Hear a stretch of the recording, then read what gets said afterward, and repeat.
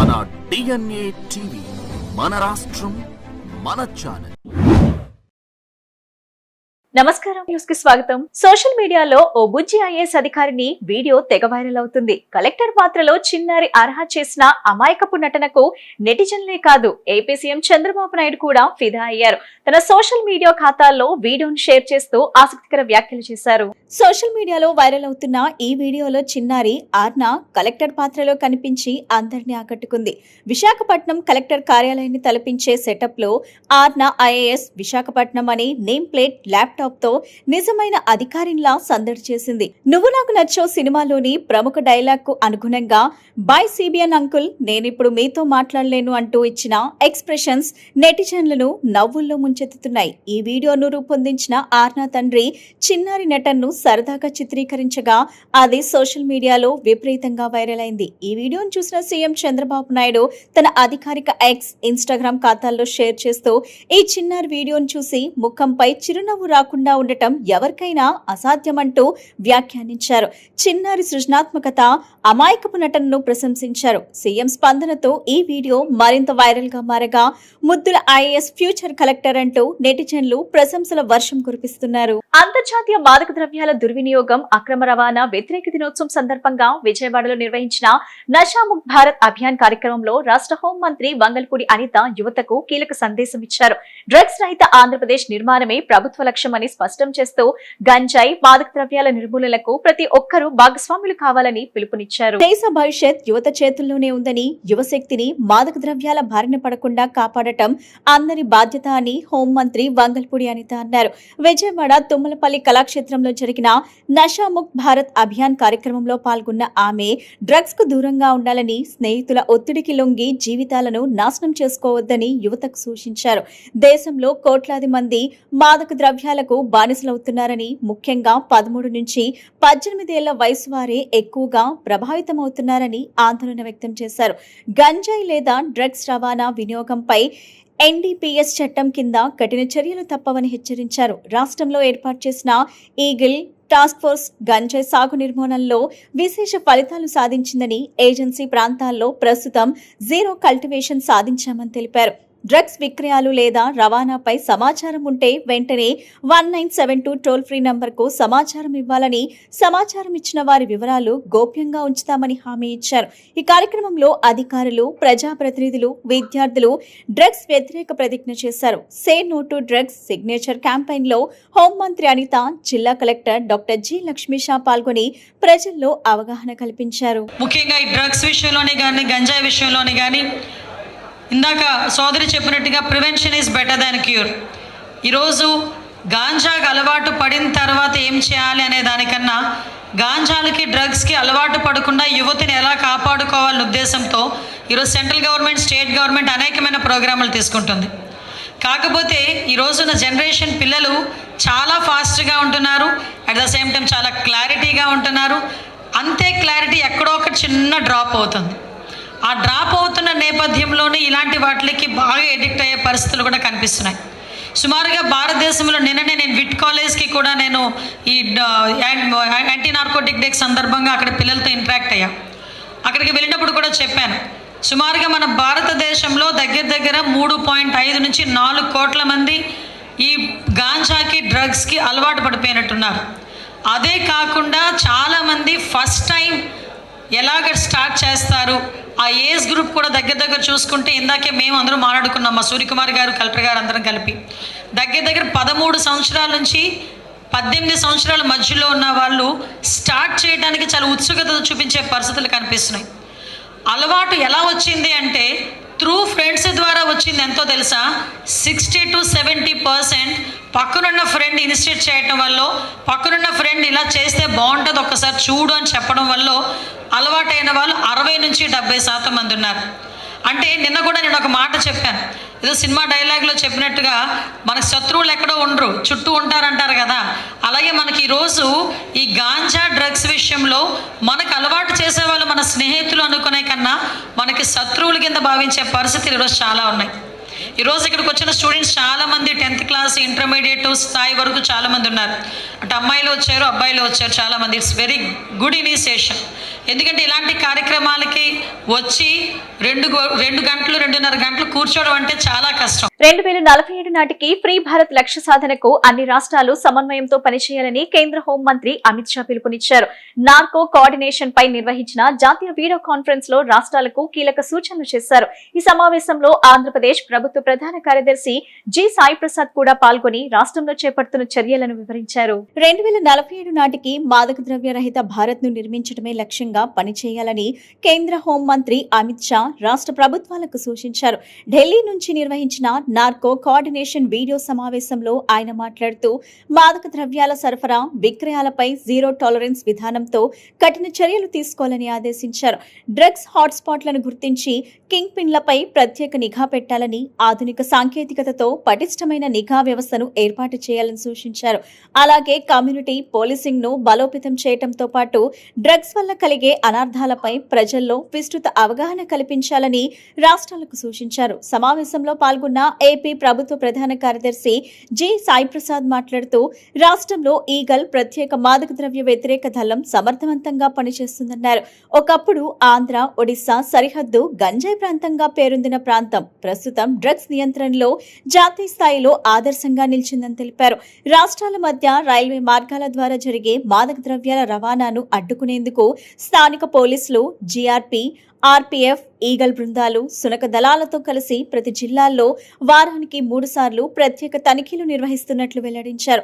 మంగళగిరిలోని ఈగల్ ప్రధాన కార్యాలయం రాష్ట్ర మాదక ద్రవ్య నిరోధక చర్యలకు కేంద్రీకృత నిఘా కేంద్రంగా పనిచేస్తుందని చెప్పారు.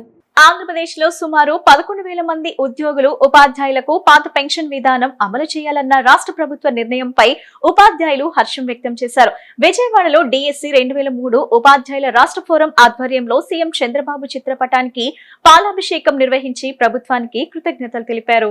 విజయవాడ గాంధీనగర్ లోని ఏపీఎన్జీఓ హోంలో డిఎస్సి 2003 ఉపాధ్యాయుల రాష్ట్ర ఫోరం ఆధ్వర్యంలో కృతజ్ఞతా సభ జరిగింది. సుమారు 200 మంది ఉపాధ్యాయులు పాల్గొని 200 ఏళ్లుగా కొనసాగిన పాత పెన్షన్ సాధన పోరాటం ఫలించిందని ఆనందం వ్యక్తం చేశారు. ఈ సందర్భంగా ముఖ్యమంత్రి చంద్రబాబు నాయుడు చిత్రపటానికి పాలాభిషేకం చేసి ప్రభుత్వానికి ధన్యవాదాలు తెలిపారు.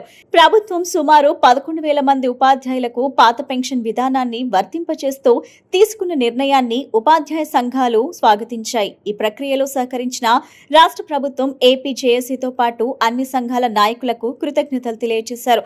ముఖ్యంగా AP JAC chairman, AP NGO రాష్ట్ర అధ్యక్షుడు ఆలపాటి విద్యాసాగర్ చేసిన కృషిని ప్రత్యేకంగా కొనియాడారు. డిఎస్సి 2003 ఉపాధ్యాయుల ఫోరం ప్రతినిధులు మాట్లాడుతూ తమకు ఉద్యోగ నోటిఫికేషన్ ఇచ్చిన ప్రభుత్వం కూడా చంద్రబాబు నాయుడు నేతృత్వంలోని ప్రభుత్వమేనని, ఇప్పుడు పాత పెన్షన్ సౌకర్యాన్ని కూడా కల్పించడం తమ జీవితాల్లో కీలకమైన నిర్ణయం అని పేర్కొన్నారు. ఈ నిర్ణయం ఉపాధ్యాయుల్లో కొత్త ఉత్సాహాన్ని నింపిందని తెలిపారు. లక్ష్మీ శ్రీనాథ్, డిఎస్సి 2003 ఉపాధ్యాయుల ఫోరం ఆంధ్రప్రదేశ్ రాష్ట్ర కన్వీనర్. మరి 11,000 మంది ఉద్యోగ ఉపాధ్యాయులకు పాత పెన్షన్ పునరుద్ధరించిన విధంగా జూన్ 23వ తేదీన కేబినెట్ ఆమోదం తెలపడం పట్ల ఈరోజు రాష్ట్ర వ్యాప్తంగా ఉన్నటువంటి 11,000 మంది ఉద్యోగ ఉపాధ్యాయులు మరి ప్రభుత్వానికి, ముఖ్యంగా గౌరవ చంద్రబాబు నాయుడు, శ్రీ నారా చంద్రబాబు నాయుడు గారికి మరి 11,000 మంది ఉద్యోగ ఉపాధ్యాయుల తరపున హృదయపూర్వక కృతజ్ఞతలు తెలుపుకుంటున్నాం. అలాగే డిప్యూటీ సీఎం పవన్ కళ్యాణ్ గారికి, అలాగే మరి బీజేపీ ప్రభుత్వానికి, కూటమి ప్రభుత్వానికి హృదయపూర్వక కృతజ్ఞతలు తెలుపుకుంటున్నాం.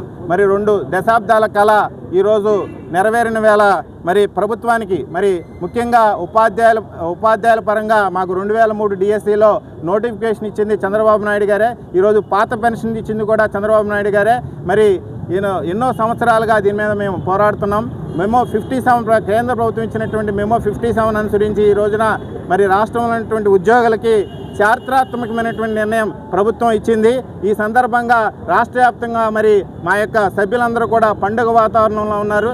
దీనికి సహకరించినటువంటి కామ్రేడ్ ఏపీ ఎన్జీఓ రాష్ట్ర అధ్యక్షులు, AP JAC chairman Shri Alaparthi Vidyasagar గారు మా మొదటి ఆది నుండి మా వెన్నంటి ఉండి మరి ఈ రోజున మాకు పెన్షన్ పాత పెన్షన్ రావడానికి విశేషమైన కృషి చేసినట్టు శ్రీ అలపర్తి విద్యాసాగర్ గారికి మా 11,000 మంది ఉద్యోగ ఉపాధ్యాయుల తరఫున హృదయపూర్వక కృతజ్ఞతలు తెలుపుకున్నాం. అలాగే మా విషయంలో పాత పెన్షన్ రావడానికి సహకరించినటువంటి ఉద్యోగ ఉపాధ్యాయ సంఘాలకి, ఎమ్మెల్సీలకి, దీనికి విశేషం కృషి చేసిన ప్రతి ఒక్క వ్యక్తికి ఈ సందర్భంగా మా 2003 డిఎస్సి ఉపాధ్యాయుల ఫోరం తరపున ఆంధ్రప్రదేశ్ హోంశాఖ మంత్రి వంగల్పూడి అనిత కుటుంబ సభ్యులతో కలిసి విజయవాడ ఇంద్రకీలాద్రిపై కొలువైన శ్రీ కనకదుర్గమ్మ వారిని దర్శించుకున్నారు. ఆలయ అధికారులు ఆమెకు ఆలయ మర్యాదలతో ఘన స్వాగతం పలికారు. ఇంద్రకీలాద్రికి విచ్చేసిన హోంశాఖ మంత్రి వంగల్పూడి అనితను ఆలయ అధికారులు సాంప్రదాయబద్ధంగా ఆహ్వానించారు. అనంతరం మంత్రి కుటుంబ సభ్యులతో కలిసి శ్రీ కనకదుర్గమ్మ అమ్మవారిని దర్శించుకుని ప్రత్యేక పూజలు నిర్వహించారు. దర్శనం అనంతరం వేద పండితులు వేద ఆశీర్వచనం అందించారు.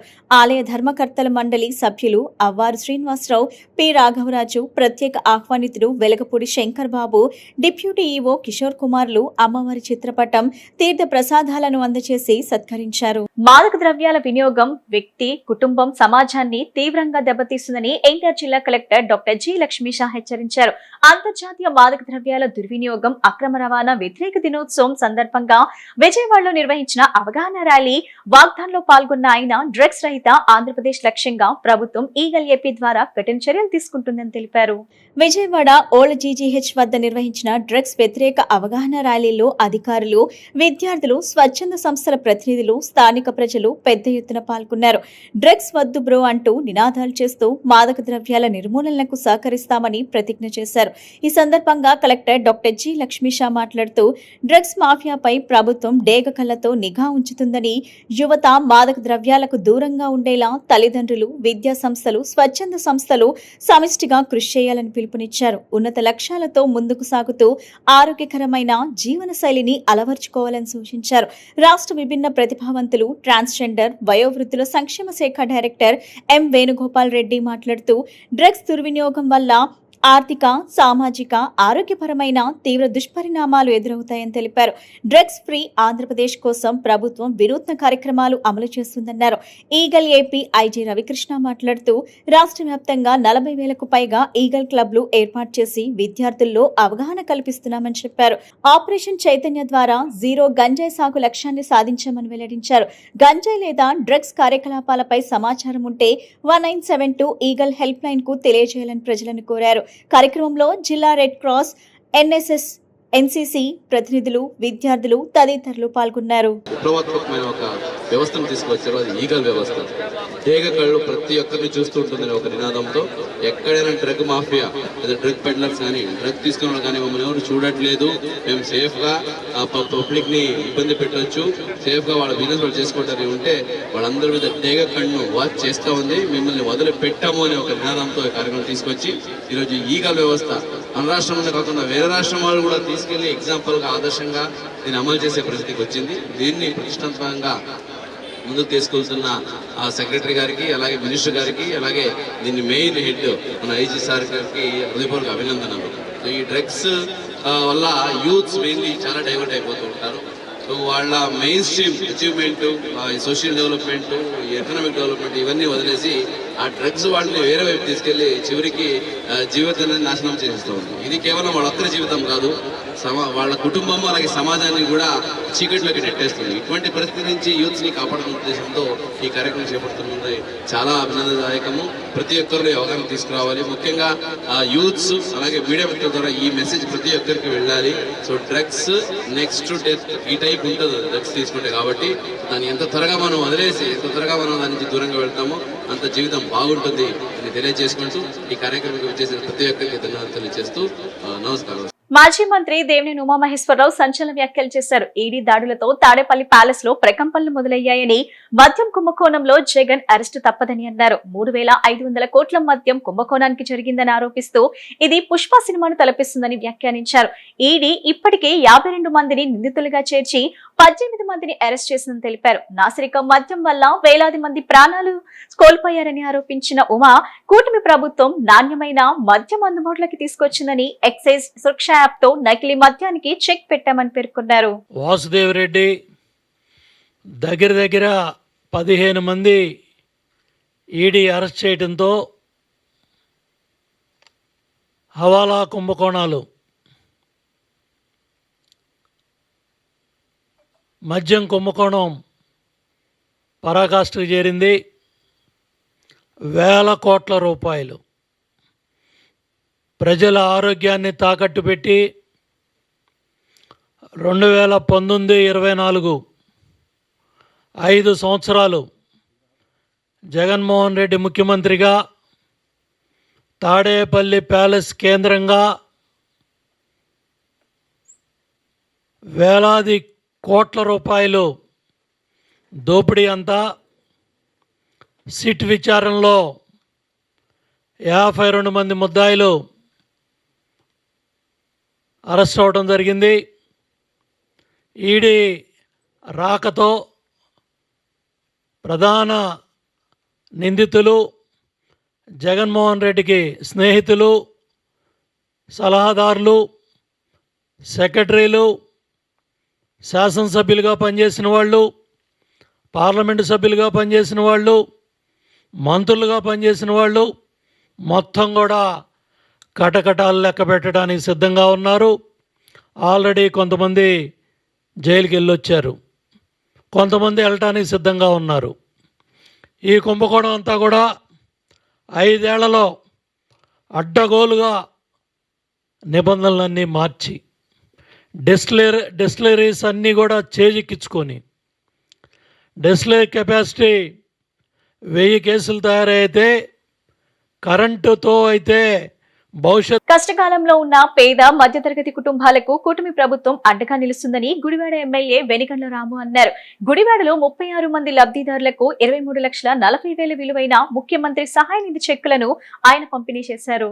గుడివాడ ప్రజావేదిక కార్యక్రమంలో నిర్వహించిన కార్యక్రమంలో ఎమ్మెల్యే వెనిగండ్ల రాము 36 మంది బాధిత కుటుంబాలకు మొత్తం 23.40 లక్షల సీఎంఆర్ఎఫ్ చెక్కులను అందజేశారు. ఈ సందర్భంగా మాట్లాడుతూ కష్టకాలంలో ప్రతి కుటుంబానికి అండగా నిలవడమే కూటమి ప్రభుత్వం లక్ష్యమని చెప్పారు. ముఖ్యమంత్రి చంద్రబాబు బాధితులకు పారదర్శకంగా సహాయ నిధి అందిస్తున్నారని పేర్కొన్నారు. గత 2 ఏళ్లలో గుడివాడ నియోజకవర్గానికి మొత్తం 6.59 కోట్ల సీఎంఆర్ఎఫ్ నిధులు మంజూరయ్యాయని వెల్లడించారు. రాష్ట్ర అభివృద్ధి కోసం సీఎం చంద్రబాబు నిరంతరం శ్రమిస్తున్నారని, ప్రజలందరూ ప్రభుత్వానికి మద్దతుగా నిలవాలని ఎమ్మెల్యే రాము పిలుపునిచ్చారు. కార్యక్రమంలో కూటమి నేతలు, ప్రజాప్రతినిధులు, పార్టీ నాయకులు, లబ్ధిదారులు పెద్ద సంఖ్యలో పాల్గొన్నారు. విజయవాడ సెంట్రల్ నియోజకవర్గంలో ప్రభుత్వ విప్ ఎమ్మెల్యే బోండా ఉమామహేశ్వరరావు ఆధ్వర్యంలో నిర్వహించిన ప్రజా దర్బార్ కు ప్రజల నుంచి విశేష స్పందన లభించింది.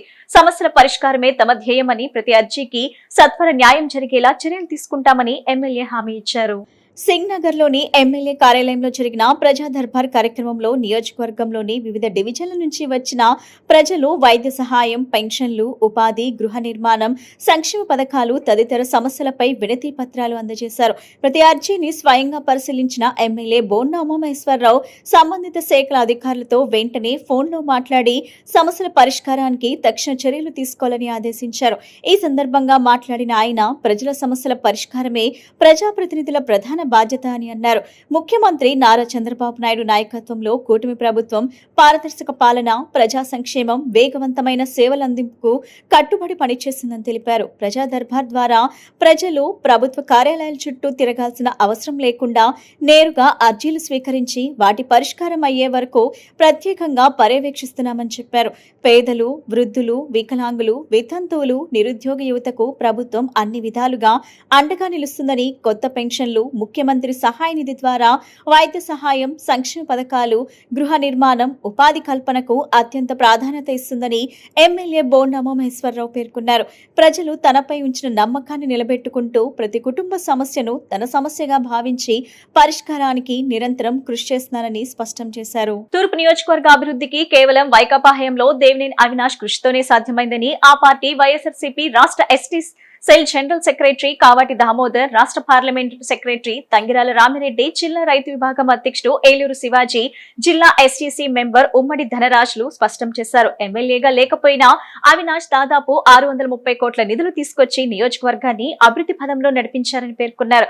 తమ నాయకుడు అవినాష్ పై అవాకులు చవాకులు పేరితే సహించేదే లేదన్నారు. శుక్రవారం ఎన్టీఆర్ వైసీపీ జిల్లా పార్టీ కార్యాలయంలో మీడియా సమావేశం జరిగింది. ఈ సమావేశంలో వైఎస్ఆర్సీపీ రాష్ట్ర ST cell general secretary Kavati Damodar, రాష్ట్ర పార్లమెంట్ సెక్రటరీ తంగిరాల రామిరెడ్డి, జిల్లా రైతు విభాగం అధ్యక్షుడు ఏలూరు శివాజీ, జిల్లా ఎస్జీసీ మెంబర్ ఉమ్మడి ధనరాజ్ పాల్గొని మాట్లాడుతూ కృష్ణలంక రిటైనింగ్ వాల్ నిర్మాణంతో పాటు ప్రతి డివిజన్లో రహదారులు, జిమ్ భవనాలు, కమ్యూనిటీ హాళ్లను వైసీపీ హయాంలో నిర్మించామన్నారు.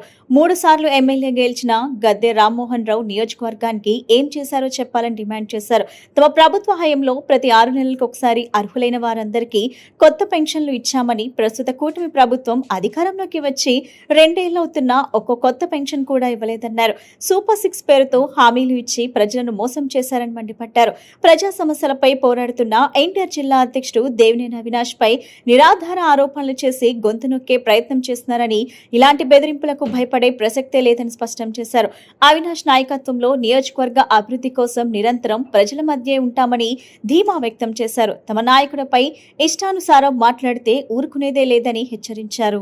Pattabhiram, స్వచ్ఛాంధ్రప్రదేశ్ corporation chairman.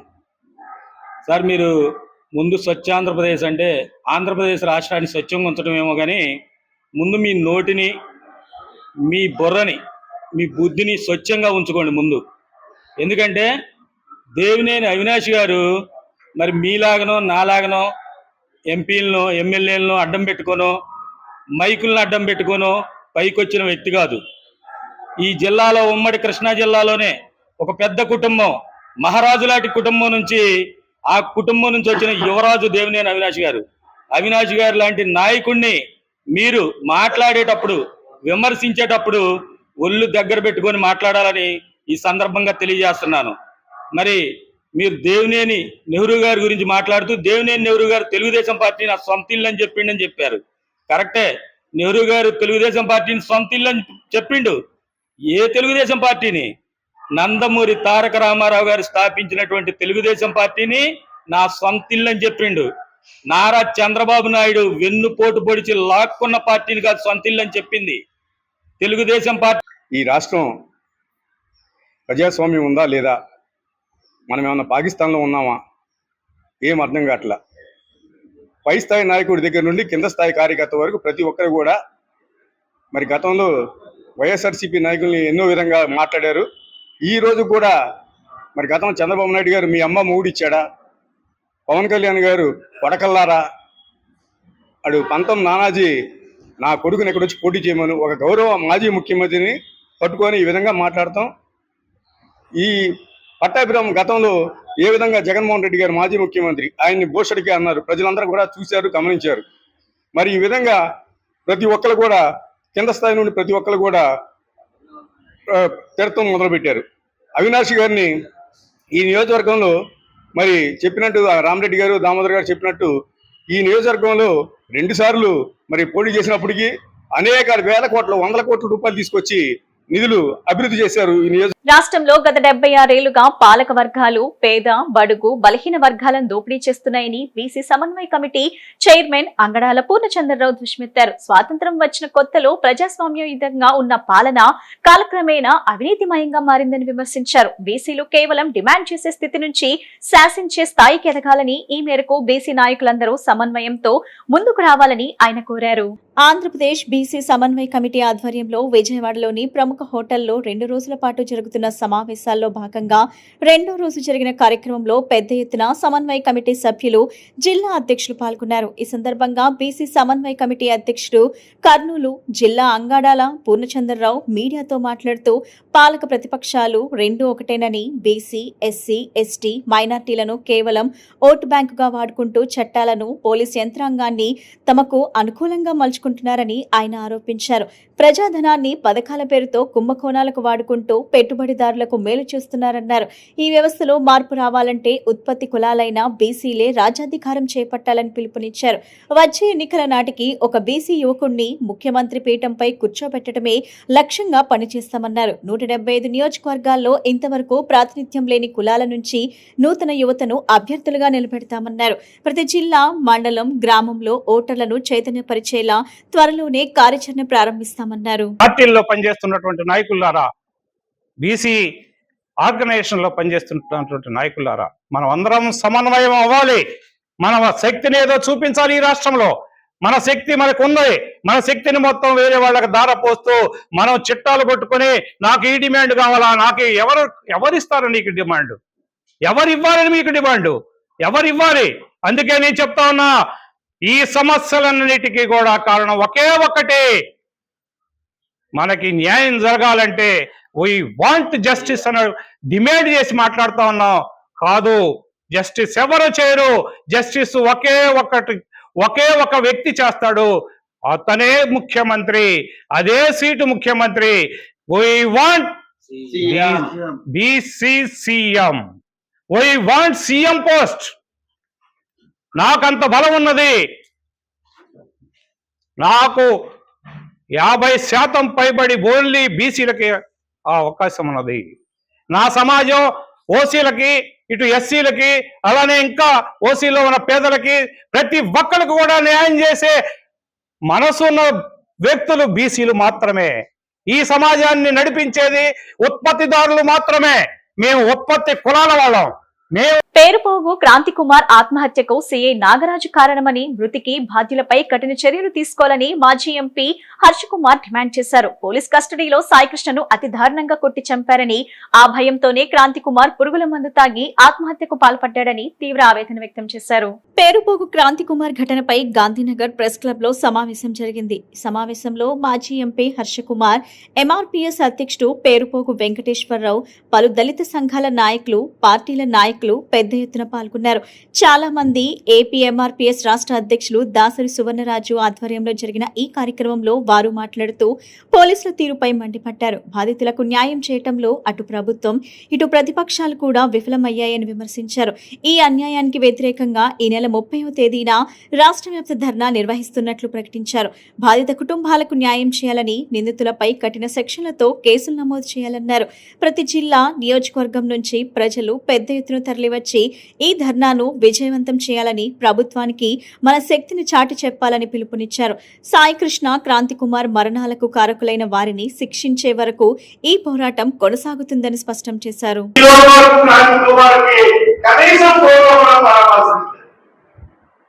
ఒక ప్రతిపక్ష నాయకుడు సాయికృష్ణ చనిపోతే వెళ్ళి సాయికృష్ణ పలకరించినాడు, పలకరించలేదు.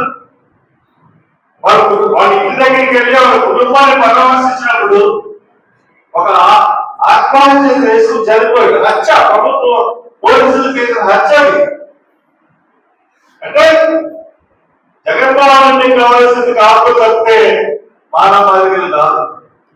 అందుకనే పేరుపోగు వెంకటేశ్వరరావుని పలకరించలేదు.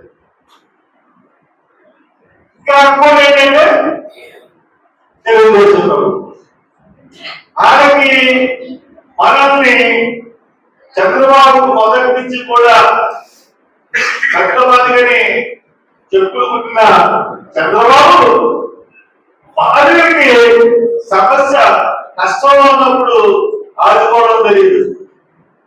నీకు చంద్రబాబు బాగా గుర్తుపెట్టుకో, నీకు రక్షణ కవచంగా నిలబడి ఈ రాష్ట్రాన్ని పర్యటించినప్పుడు నిన్ను నడిపించింది బాధితుడు, లేకపోతే నీకు దిక్కు లేదు. అటువంటి బాధితుడికి బాధ కలిగినప్పుడు పిలిపించుకుని మాట్లాడే ప్రభుత్వ సెలవు దినం కావడంతో విజయవాడ ఇంద్రకీలాద్రిపై భక్తుల రద్దీ పెరిగింది. శ్రీ దుర్గా మల్లేశ్వర స్వామివారిని దర్శించుకునేందుకు తెల్లవారుజాము నుంచే వేలాది మంది భక్తులు క్యూ లైన్ లో బారులు తీరారు. రద్దీ దృష్ట్యా ఆలయ అధికారులు కీలక నిర్ణయాలు తీసుకుని ప్రత్యేక ఏర్పాట్లు చేశారు. ప్రభుత్వ సెలవు కారణంగా ఇంద్రకీలాద్రిపై భక్తుల జాతర నెలకొంది. తెల్లవారుజాము నుంచే శ్రీ దుర్గా మల్లేశ్వర స్వామివారి దర్శనం కోసం భక్తులు భారీ సంఖ్యలో తరలివచ్చారు. రద్దీని దృష్టిలో ఉంచుకుని ఉదయం 10 గంటల నుంచి మధ్యాహ్నం 2:30 గంటల వరకు అంతరాలయ దర్శనంతో పాటు వీఐపీ దర్శనాలను ఆలయ అధికారులు తాత్కాలికంగా నిలిపివేశారు. ఈ సమయంలో కేవలం సర్వదర్శనం ద్వారానే భక్తులను అనుమతించారు. ఎండ తీవ్రతను దృష్టిలో ఉంచుకొని క్యూ లైన్ లో వేచి ఉన్న భక్తులకు మొబైల్ ట్యాంకర్ల ద్వారా చల్లని తాగునీటిని అందించారు. అలాగే ఉచిత ప్రసాదం, నిత్యాన్నదానాన్ని సమృద్ధిగా ఏర్పాటు చేశారు. భక్తులకు ఎలాంటి అసౌకర్యం కలగకుండా ఆలయ అధికారులు, సిబ్బంది నిరంతరం పర్యవేక్షిస్తూ దర్శన ఏర్పాట్లను సమర్థంగా నిర్వహించారు. ఈ బులెటిన్ ఇంతటితో సమాప్తం. తిరిగి మరో బులెటిన్ కలుద్దాం. నమస్కారం.